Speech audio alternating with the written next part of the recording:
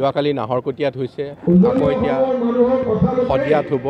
গতিকে প্ৰথম উদ্দেশ্যটো হৈছে কি, আমি মিত্ৰজোঁটত যিহেতু আছোঁ, মিত্ৰজোঁটৰ আটাইকেইটা দল শক্তিশালী হ'ব লাগিব। এই উদ্দেশ্যে আমি এই সভা সমিতিৰ আয়োজন কৰিছোঁ। যোৱাবাৰ আপোনালোকে 24টা ছিটত পাৰ্টিচিপেট কৰিলে, 14টাত আপোনালোকে জিকিলে, বহুতকেইটা সমষ্টিত আপোনালোকে ক্ল'জ ফাইট দিলে। এইবাৰ আপোনালোকে কিমানটা সমষ্টি বিচাৰিব? প্ৰথম কথা হ'ল কি, আমাৰ যিখিনি ছিট আমি ইয়াৰ আগতে লৈছিলোঁ, সেই আটাইখিনি ছিট এতিয়া আমি পুনৰ প্ৰতিদ্বন্দ্বিতা কৰিবলৈ প্ৰস্তুতি চলাইছোঁ।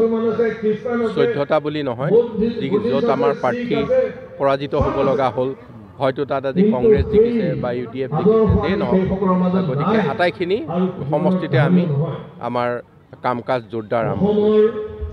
কংগ্ৰেছ আৰু UDFৰ যি এক ধৰণৰ মানে বন্ধন কৰি তেওঁলোকে বিচাৰি আছে, সেইটো সম্পৰ্কে এইটো ৰাজ্যখনৰ কাৰণে এটা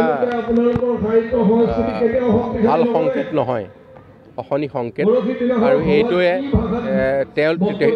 মানে তেখেতসকলৰ যিখিনি মানে সভা সমিতিত তেখেতসকলৰ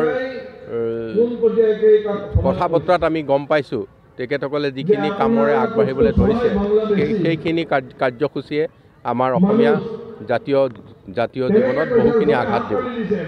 চাবুৱা সমষ্টিৰ কাৰণে বৰ্তমান টিকেট ঠিক চাবুৱা সমষ্টিৰ কাৰণে বা কোনো সমষ্টিৰ কাৰণে আমাৰ টিকেট এতিয়ালৈকে ঠিক হোৱা নাই, কিন্তু আমি নিশ্চয় আলোচনা বিলোচনা হ'লে এই প্ৰসংগটো আহিব।